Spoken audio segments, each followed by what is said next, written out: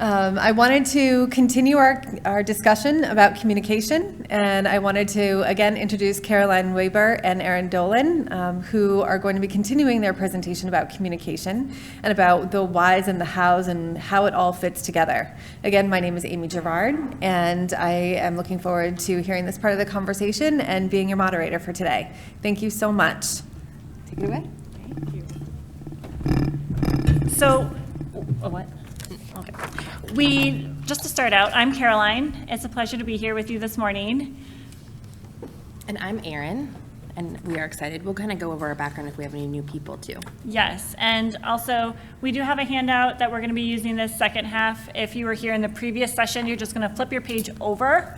And then if you do not have one on your table, please just raise your hand and we have a stack that we can pass out to you.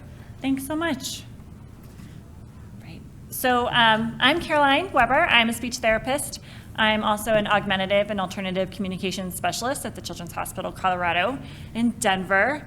I also have a camp that I run for children who use speech generating devices, as well as another camp, which is more of a family training program. I am passionate about working with families and working with finding a voice for your child so that we can all communicate together. And I'm Erin, like I said, and I'm also a speech therapist, and I have done AAC for approximately 14 years, I think, a really long time. So I worked in schools before I came to Children's Hospital, and I've been with Children's Hospital for about 6 years now. So the other areas I really enjoy parent ed in general across kind of all domains. So I run Hanen programs at our hospital as well. So being here with you is one of my absolute favorite things. I love kiddos, but I really like engaging with parent ed as well. Okay. Just a quick check. How can everyone hear us okay? Are we doing good on sound? All right. We're just going to keep checking in over there. Yeah, you want to do that one?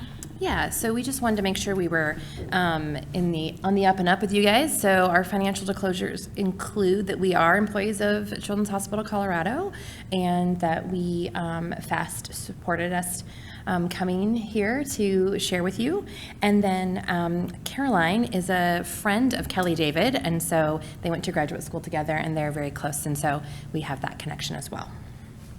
So today, or in this part of our presentation, we are going to define communication partner strategies.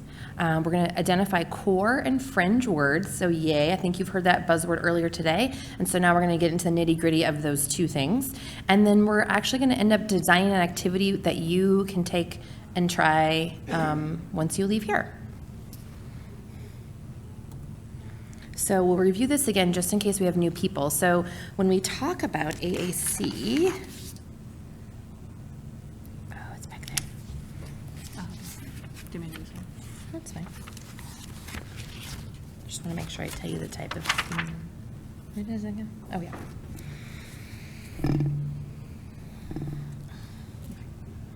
So we just changed the slide last night, so that's why.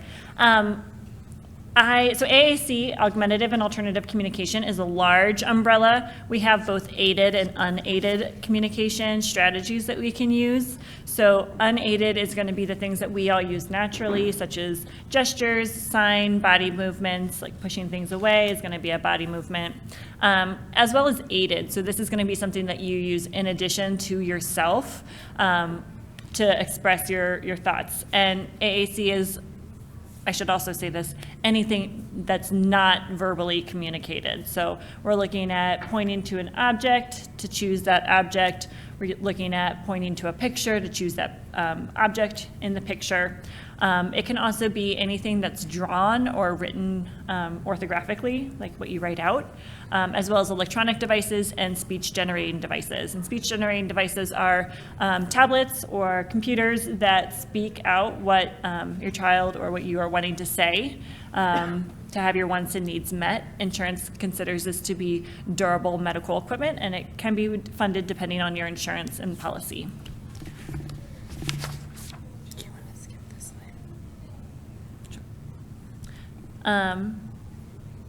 Yeah, let's give it.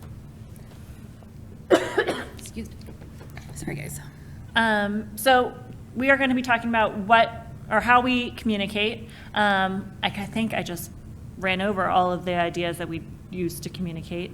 Anything in addition that anyone wants to share? Okay. So then, how do we teach communication?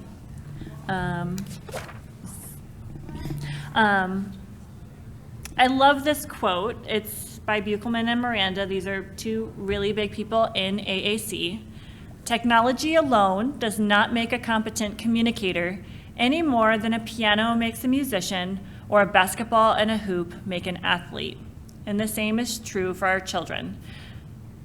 We just can't give a child a communication system and expect them to use it.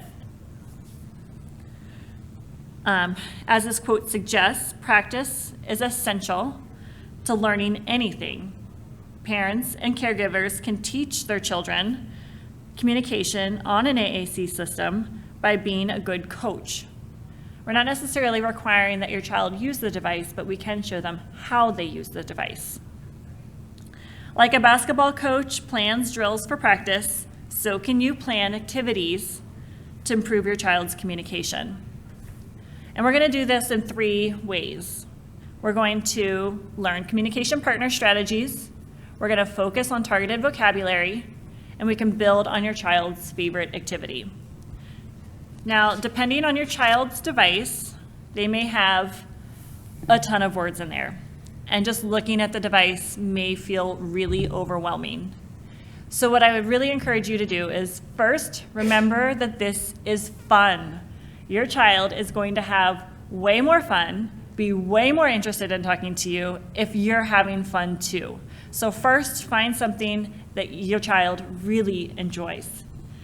Then plan the words. Look at that device. You don't have to practice every word on that device or in that communication book, but choose 1 or 2 to start with. Be good to yourself, because then you'll remember to have fun. And then use your tricks. And when I talk about tricks, I'm referring to communication partner strategies, which is what the bulk of this presentation is going to be going over today.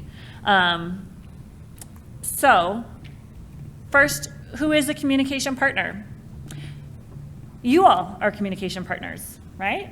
Anyone who is working with a child who's nonverbal, then they're going to be a communication partner. And we need really good strategies so that our kids are successful.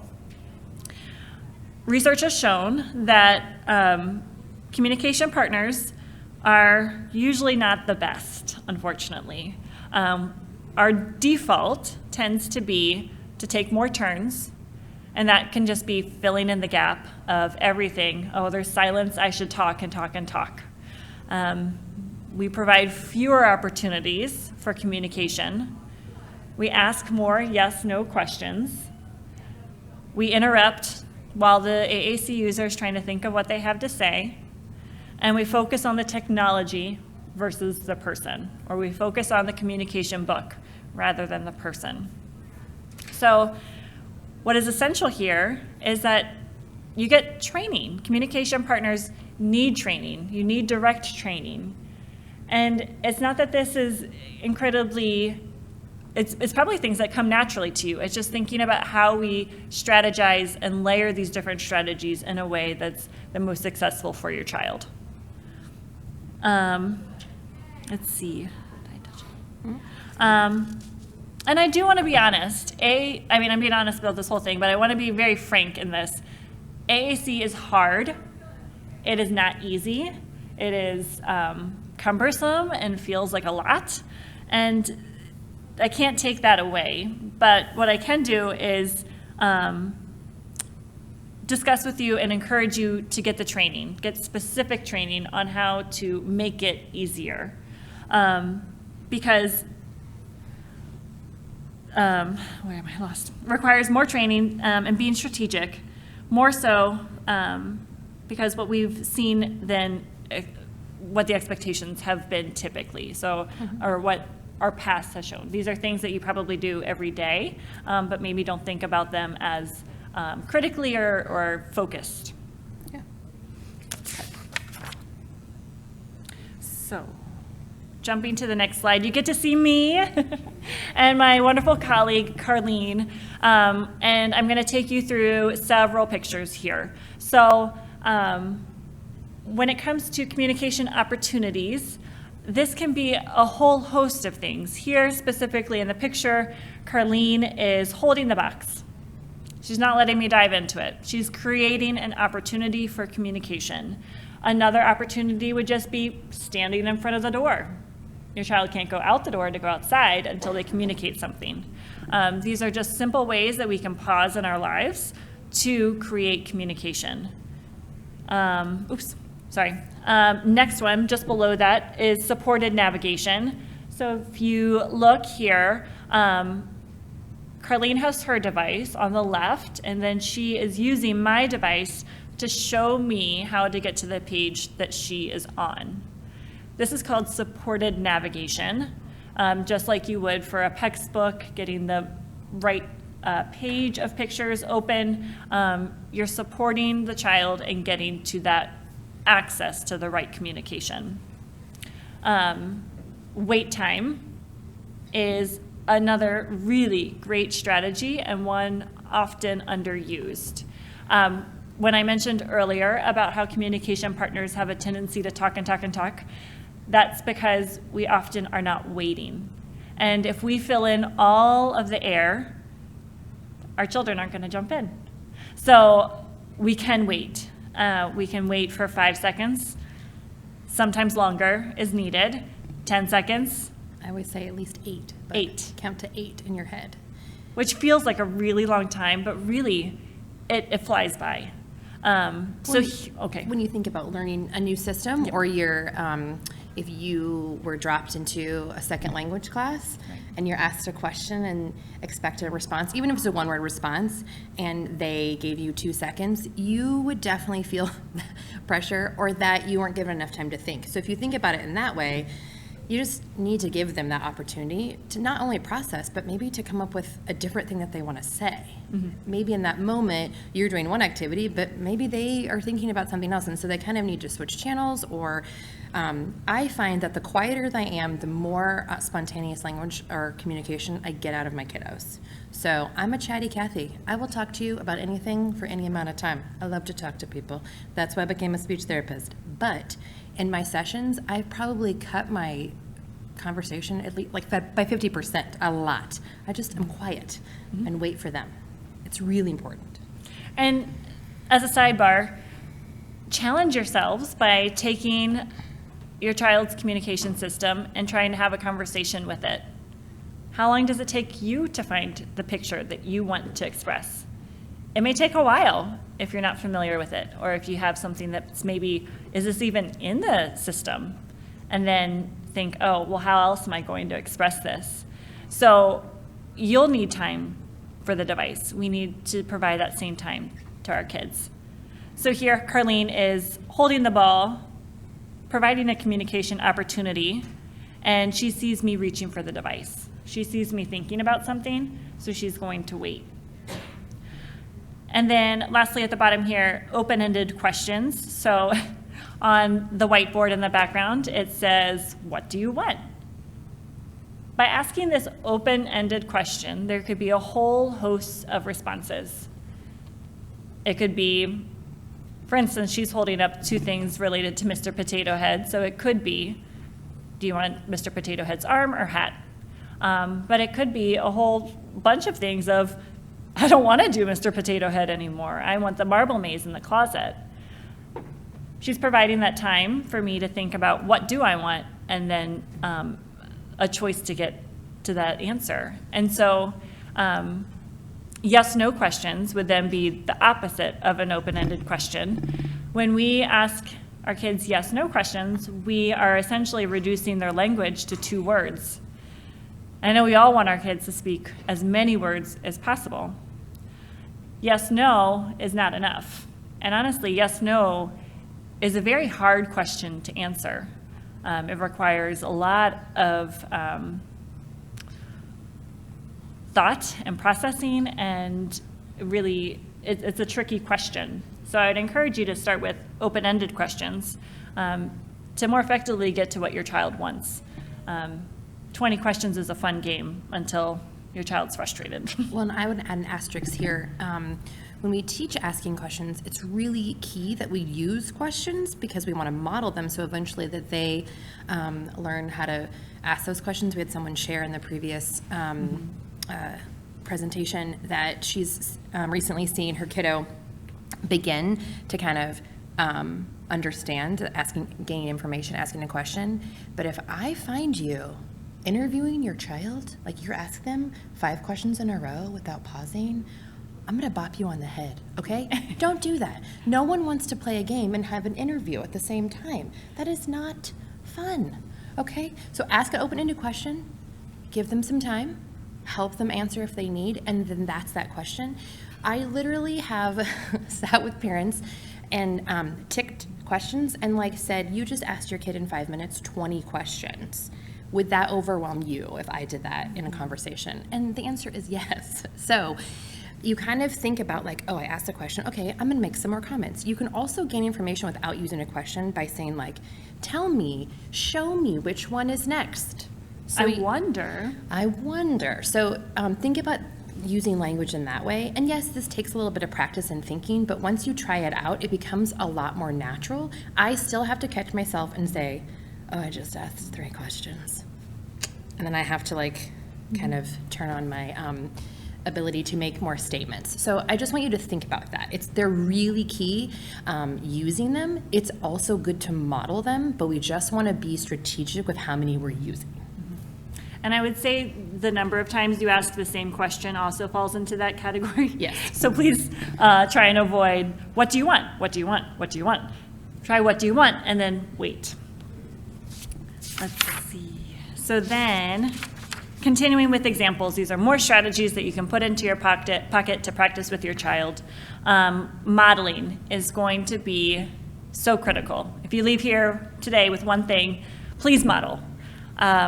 Just like you've been talking to your child their whole life, we're going to need to start using their communication system to talk to them and show that this is accepted, this is great, we can all do it. It's not just on you to learn to use. And let siblings help.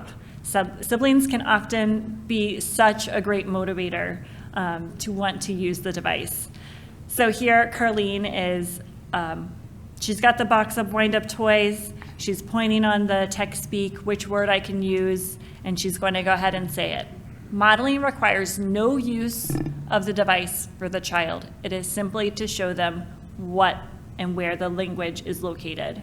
So she'll hit want, and then she'll go ahead and open up the toy and play with it. There's no demand on me as the communication user to do so.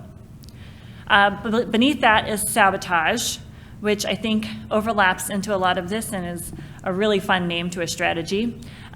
We can be a little bit annoying, and that's okay.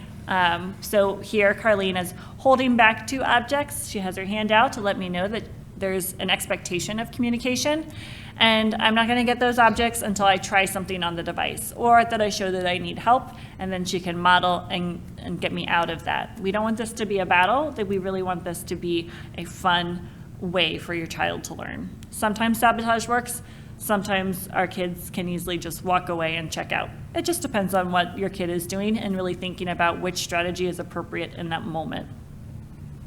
Oops, sorry. Next is recasting. So if you can look closely, on the blue device, that's going to be Carlene's device, she has a phrase that she's expanded on or recasted to expand on what I had to say. So on my green device, I said, go. And then on her device, she said it back, I want to go. It doesn't always have to be 4 words. It could even just be go. Want go is a perfect expansion. Or I go is another way to expand that. So do feel comfortable adding a word. Depending on your child, you may ask them first, oh, you said go. Can I show you another way to say that on your talker? You don't need to have 2 devices to make this work. It's just a matter of 1, asking permission, this is their voice, and then to show them an expanded way to say it on their device. More than just saying verbally, want go. And then lastly, we have natural opportunities. So the ball has rolled off the table. And we're going to talk normally about this. We're not going to stop talking. Say, oh no, fall or down or something on the device that we could model. And then we could say, get ball, to then get the ball for the child, or to show the child how to say get. And also don't anticipate every need. Parents are so good at anticipating their children's needs, and really that is such a critical skill. But think about how you can layer language on top of it and model that language so that your child has some way to speak it themselves.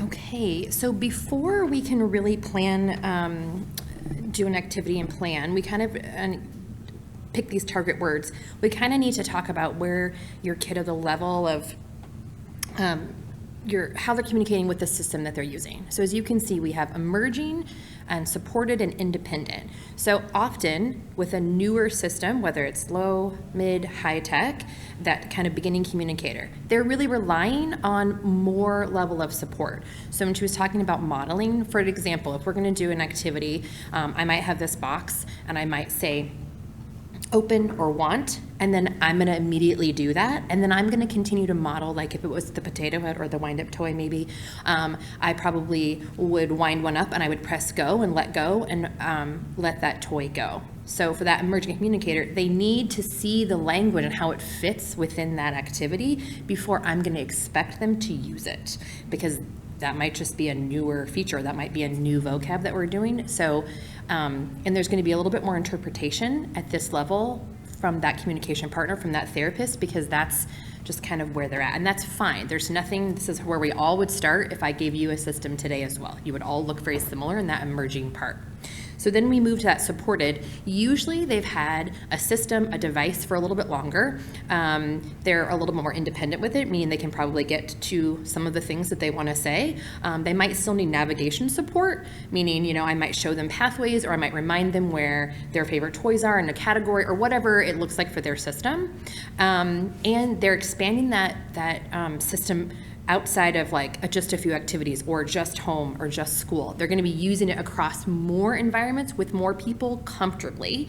It usually is still context dependent though, so they might still need, like if we're at school and we're going to be doing an activity at a table or something, they might need a reminder, oh yeah, go to your whatever page, or you take them there and flip them. We're going to be talking about this now. We're going to be using these words during this activity. So they're going to need a little bit of that, but they might start to show that they can do some of that on their own. An independent communicator is doesn't need really support at all. So I'm an independent verbal communicator. I can get up here, I can talk, I can express my wants, needs, interests. I don't need any support from anyone else. I need engagement with someone else, you know, that part, like asking questions if I, you know, that kind of thing, but I don't need any support to do that. I'm gonna tell you right now, this takes a little while to get to on a device. I have been using AAC for a long time myself, in the sense of I teach it, I'm around it all the time, and if a new device or a new program comes out, I become a supported communicator myself with that new product, and I live in this world. So what I'm saying to you is, to get to that independent communicator level, it might be quite some time, and that is okay.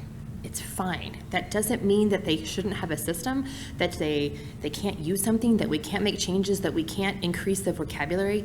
The other piece is, if you are moving from sometimes a low, a tech picture system, and you're kind of jumping into this more high-tech world where you are going to get a device, they are probably going to vary in the support that they need. So they might look a little more emergent again with a new device, because it's just something different.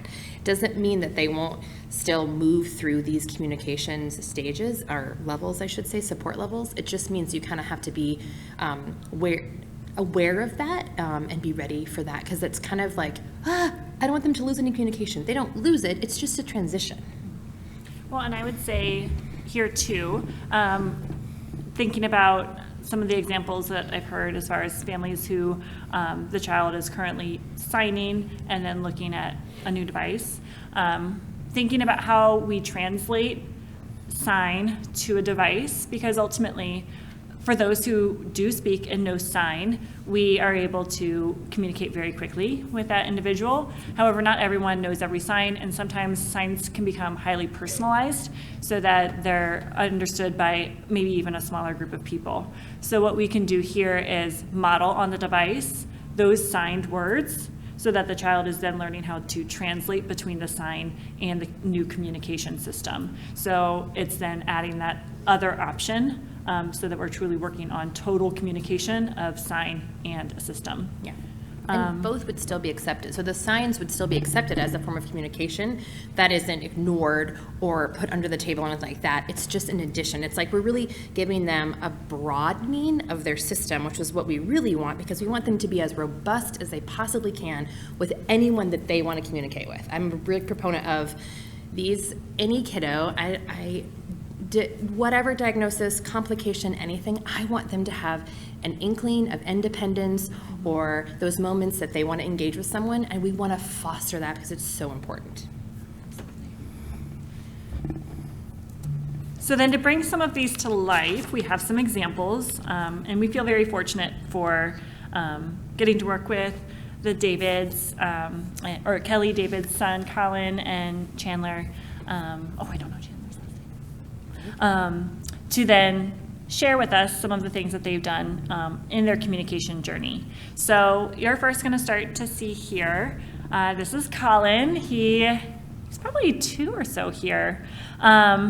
And I'm going to walk you through this first one because this is another strategy that we haven't specifically talked about. And then the next one we're going to challenge you to think about, and then to maybe shout out what you think is happening in the picture or video. So here, Colin has 2 pictures on the bathroom door, one that says, I believe, potty or toilet, and then one that says bath. And so he's looking at his pictures, and he's selecting the toilet. So then inside the bathroom, this would be another opportunity. There's 3 pictures in the front: water on, clothes off, get in water, and then some choices for like towel and bath.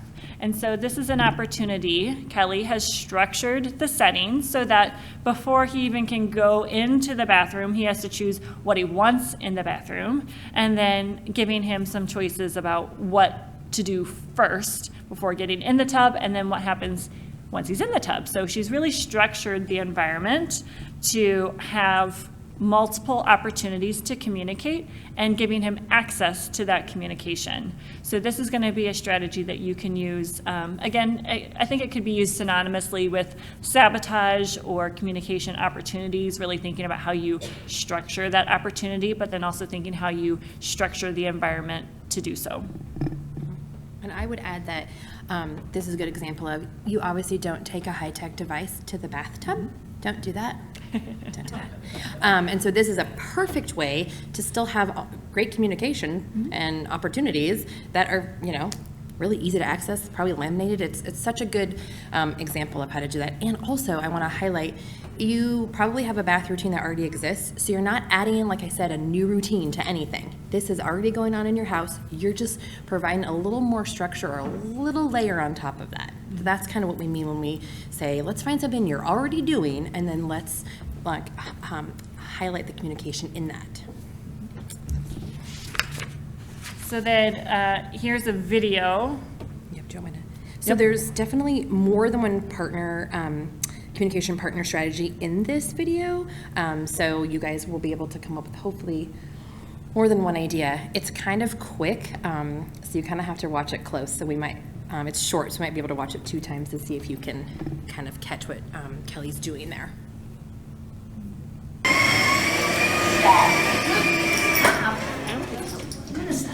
Oh, it's his PT, sorry. Let's go. Let's go. We are starting. Go. Good job, buddy. Isn't he the cutest? Love Colin. Yes. Grandma says so. Grandma approved. I don't know if you could see, but he's using, now that the picture is kind of advanced, you can see that he has various switches. So one switch I think says go, and one probably says stop, I think, yeah. And then that middle one is the thing that drives the car. So, And then if you're not familiar too, do you know more about the car than I do? oh, this is called a Go Baby car. They're pretty awesome. So they take a little motorized car and they outfit it essentially. In Colorado, there's a clinic that they run. I think it's at least once a year. And families come in and they learn how to like kind of set this little car up so that it can be switch activated. It's pretty cool. And then you get to have that car upon finishing the class. So, and you get to take it home and use it however you like. We are lucky enough, we work at different satellite clinics within Children's, and so I work up north in the kind of the northwest part of the city, and so we have a Go Baby car in our clinic, and it is pretty fun.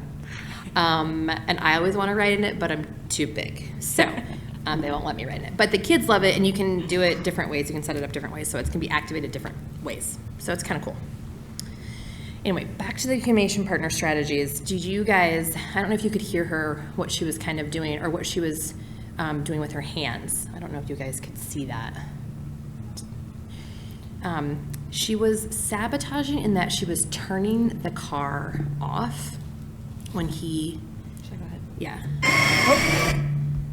That's fine. Next slide. Oh, there we go. So she was clicking, there's a little thing on the back of the Go Baby car, you can click it, and then it, even if they hit that middle driving switch, it doesn't go forward until he said go with the other button, the recorded button. And then she also is just talking to him in a very natural way. Oh, your car stopped. Oh, what's next? And then, you know, she's kind of waiting, and then, you know, then she came around the car and she's like leading to see if he's with her. What do you want to do? And he said go, and then she clicked it really fast so that it was pretty quick. You have to time it as a therapist, you have to be pretty fast sometimes. And then he was able to make that car go. So that's just a great example of, that's how sabotage can work. It doesn't have to be complicated sabotage. It can be as simple as, oh, there's a switch down here, click, or you've hidden something or something like that. Absolutely. So turning a toy off would be a great example. Yeah. Even just putting your hand over a box or basket so that then they can't immediately dive their hand into it. You're showing them with a cue of something else needs to happen before you just have free reign into this box or ball activity. Yeah, putting toys up high in your house. So now this is Chandler. Really hope to meet him, but I don't know if he's here. We have 2 videos to show, so I'll go ahead and play both, and then you let me know what you think the parent is doing. Hey Chandler, what do you want to have for lunch? Pizza. What do you want, Chandler?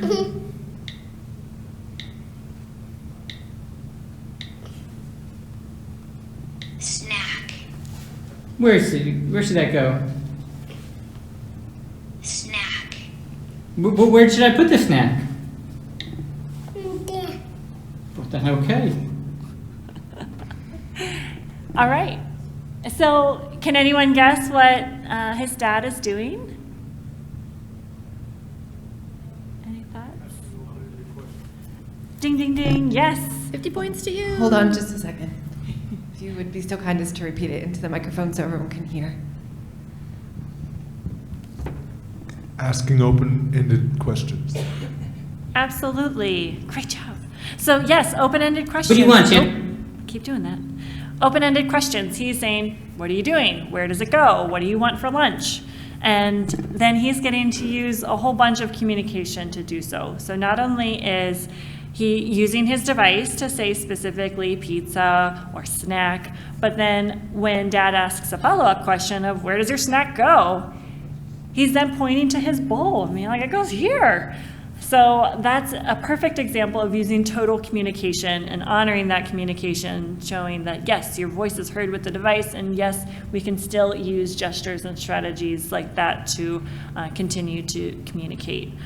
Because gestures are always going to work at a pinch when you're at the grocery store and maybe don't have the device, or the device is dead battery, or whatever may happen. Upstairs, then you're downstairs. Absolutely. Yeah. So this is just a picture. And so there's two little peeps, and I think one is showing the other one kind of what to do.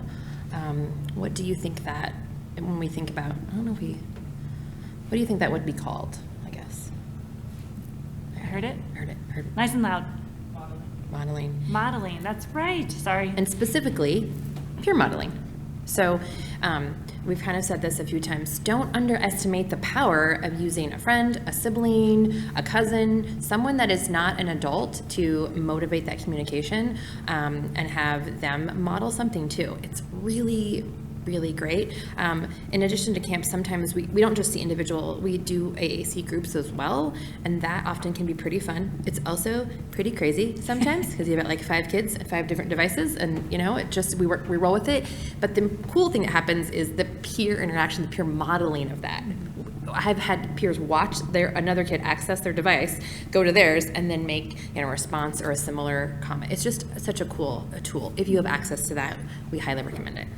Absolutely. And so to just talk about what they have set up here, it is, if you haven't already been out to some of the vendor booths, they have these paper-based systems, and it looks like the family's just taped this on the wall. So maybe there's like a bowling activity or something that we're not seeing out of sight or that's out of the picture frame, but the kids are talking and they have quick access to it because it's made available in the house. I've seen a lot of schools starting to do this where they're printing out these big picture boards and putting them out on playgrounds so that all kids can run up to the picture board and say what they want to say, which I think is a really, really great opportunity. Okay, here's Colin. He's grown up a little bit and now he is using a speech generating device. Like more. Like more. You like it? You want more? Okay, Colin said, Like. I like it. More. More.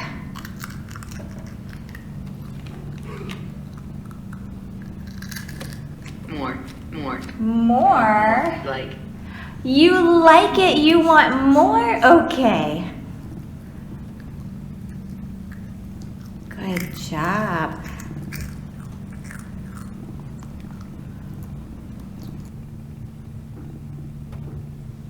All right, what do you think's happening here?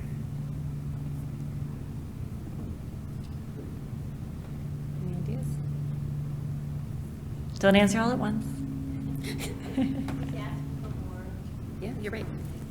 Yeah. Yes, so he's asking for more, thank you. Challenging his cognitive so that way he can be able to remember the things that are going to help him communicate with sex school. Yes, so she's recasting.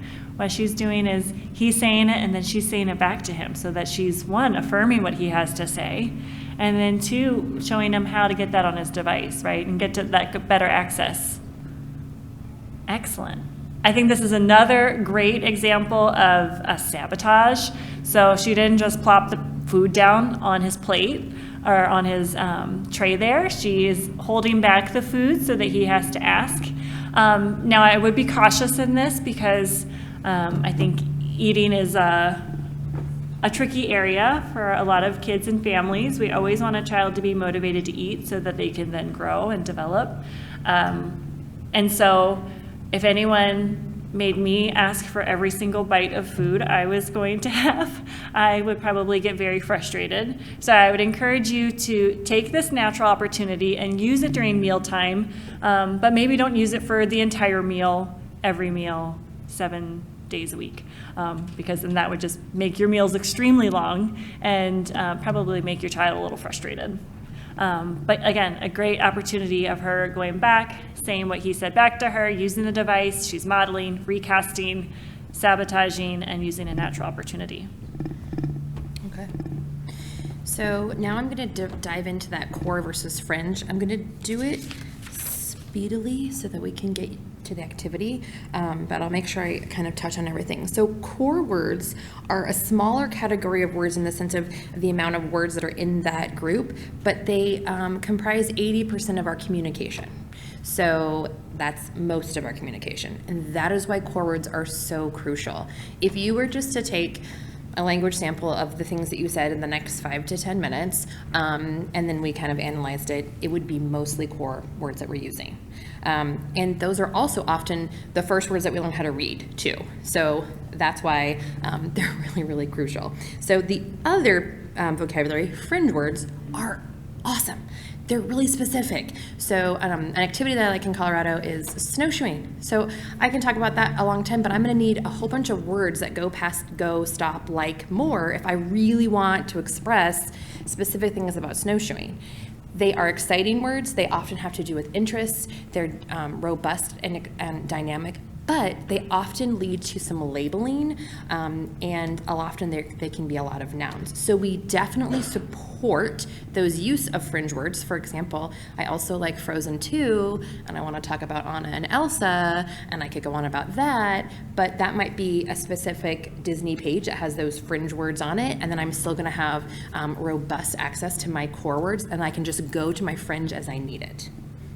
So those are kind of the biggest two things that are important. So think, I love core and fringe, just a little bit. So now we're gonna do a little interactive activity with you guys. And so we want you guys to go pull out your phones, and we're gonna go to Mentimeter. And so that is www.menti, it's up there on the screen, .com. If you were in the first presentation, you should already just have to refresh. I'll do it live with you guys. Oh, nice. And we say, are you smarter than a homepage? Because when we think about a speech generating device, that first screen that you open up to is going to be your homepage. And this is where a lot of the device companies have spent a ton of time and money researching what are our most used words. So often I encourage families to not change much of the homepage just because there's been a lot of time spent figuring that out. Is it working? You may need to say, go to slide or something. I don't have that as an option. You don't have that option. Weird. Is it working or is it not working? Of course. That's coming up now? We needed that in the last presentation. Okay. That's on me then. Okay.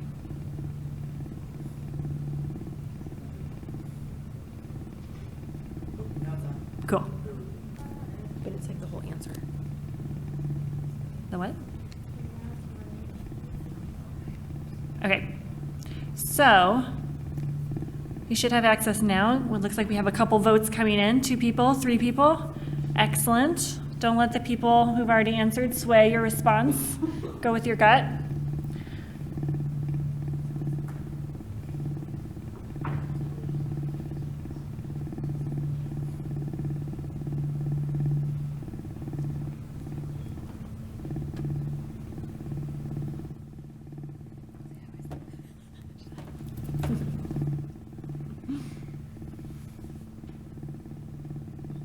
Interesting to see.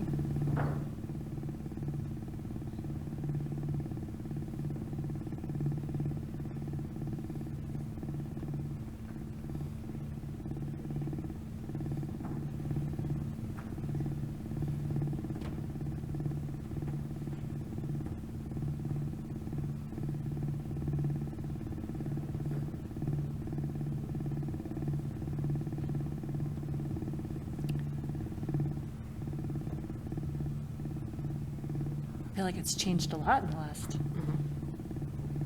3 minutes. Okay, so it looks like as results keep coming in, we have a pretty good consensus that swing is a fringe word. And I would agree with that. With most vocabularies, you have to dig down a few pages before you find that word. So that would be a fringe or a word that maybe you're not using all the time every day. If your child has a swing, then maybe you are. And then, let's see. Any more votes? Okay.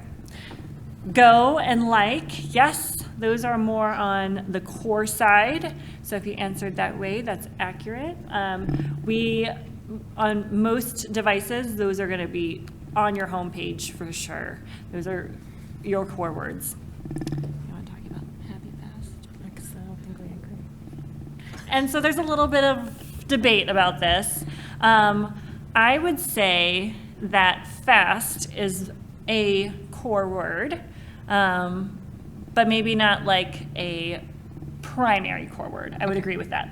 Give you that. Okay. Erin is thinking it's more of a fringe word. It can be. I mean, I use it. So like in this scenario of we picked, obviously this is a vocab set we picked for swinging. I would say go fast. I would make a kiddo, or I would model that.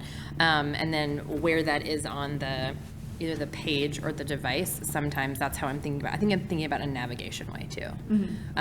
Although we do make pages specific to an activity too. So for example, if I had a swing page, let's say they requested swing, it might open up another page, or you might have another low-tech page that you've created that has words that are kind of more, a little bit more specific to swinging too. So, and then that way it would be more fringe. Absolutely. And then as far as please, to me, this is a hard word because I feel most parents want their child to have manners and to say please. At the same time, this probably wouldn't be my first word to really focus on, or even maybe my 10th or 15th word, just because the value to the child to say please isn't always the highest. And if the child is only saying please, please then becomes please for everything, just like more can become more for everything. It doesn't mean that it doesn't have a time and a place for you to introduce and use that word with your child. It just takes time. Thank you. All right, now we got to dive in. So, oops, did we already go past that? Oh, that's why. We got the 10-minute marker. We're really good at talking, Erin. No, I was like, I think we should, I'm going to do that one first. Okay.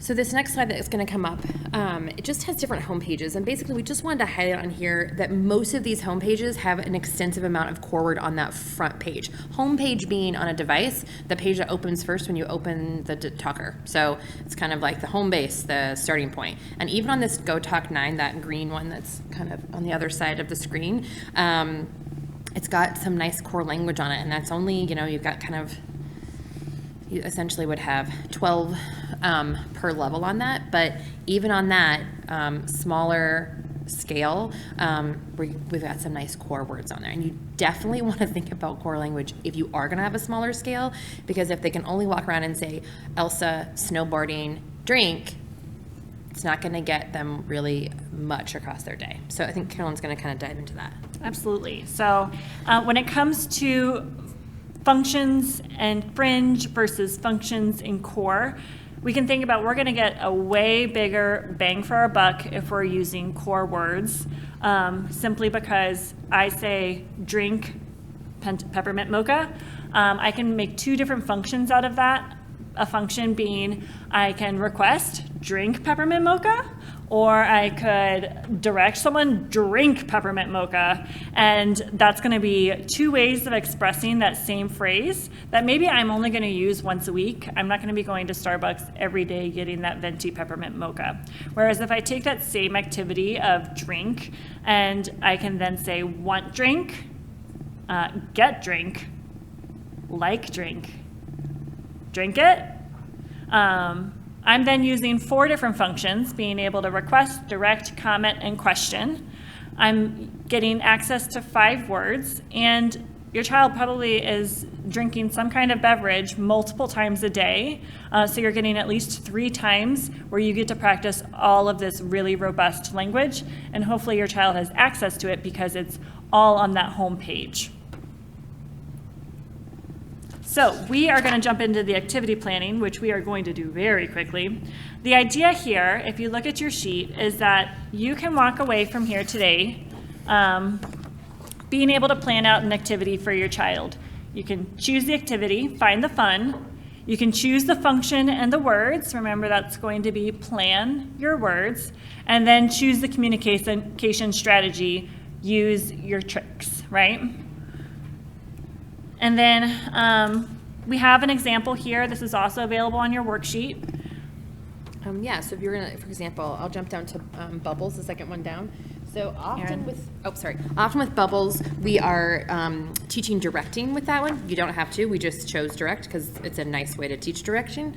And so those words that we're gonna think about, up, down, a big, little, maybe body parts, like maybe they request that you blow the bubbles on their arm or their foot or whatever, open, so they can get those bubbles open. So it's a nice way for the kiddo, that's who's directing, not you, to practice that skill. And then over in that strategy or the tricks part, you're probably gonna do some waiting, you're probably gonna model, sabotage, you're not gonna open the bubbles until they say open. You might structure that environment so they can't get a hold of the bubbles and dump them all over the floor, that kind of stuff. All right, now we're going to jump back to the Mentimeter and do our final activity. And this is going to be you planning the activity. So the activity is going to be Play-Doh. Whoops. Should I restart that? Yeah. I'm going to reset this somehow. You voted already? Okay. Well, then we're going to tell you this is live in action. We want you to jump in with some target words to request. Maybe I should reset it. I think it's fine. Yeah, okay. So what would be maybe 2 or 3 words that you would use to have your child request or direct in a Play-Doh activity?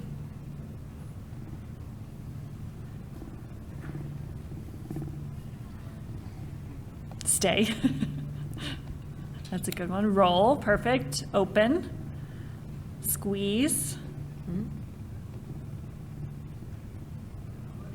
And you guys can pick similar vocab. You don't have to all, you guys can agree and say, I also like roll. That's fine.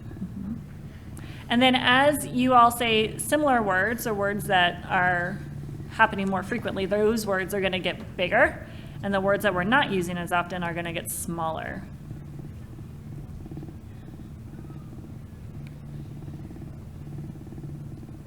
So I'm just going to see this one.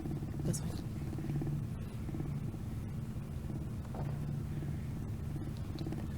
Way to go. Open. Open is such a powerful word, and it's on the homepage of a lot of devices, so that's perfect. Squish is going to be a little less of a core word because it's going to be so prime and specific to Play-Doh.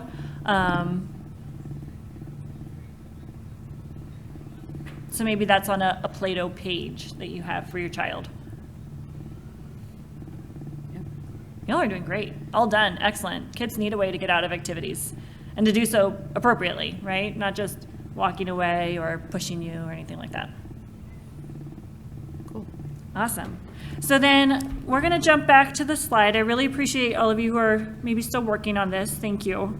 Because we have just about 3 minutes left. We will be available to answer any questions, but maybe after the presentation. You also can contact us at any time.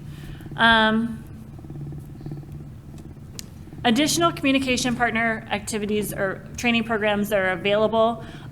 You can just Google these names: Pat and Power AAC, MasterPal, Impact Program, and S'mores. These are all made by different speech therapists who have really done a great job compiling this kind of information and then putting it into a user-friendly way.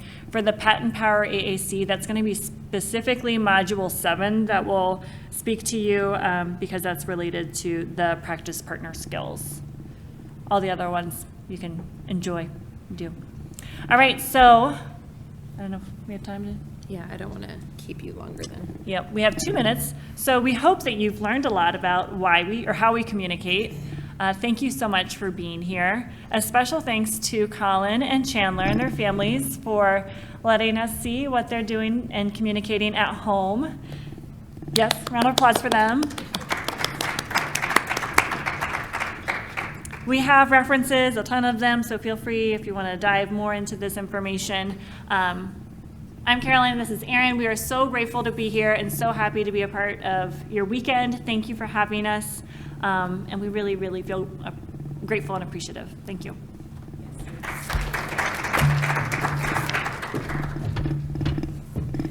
Caroline and Erin, thank you both so very much. Thank you both so very much for being here and helping us understand the hows and the whys of communication. And thank all of you for being here as well. We have one more educational session, which is about functional behavioral assessment for people with Angelman syndrome. So if you want to come back in a couple of minutes, that would be great. Get up, stretch out, and do what you need to do. And we'll see you back here in about 5 minutes. Thank you.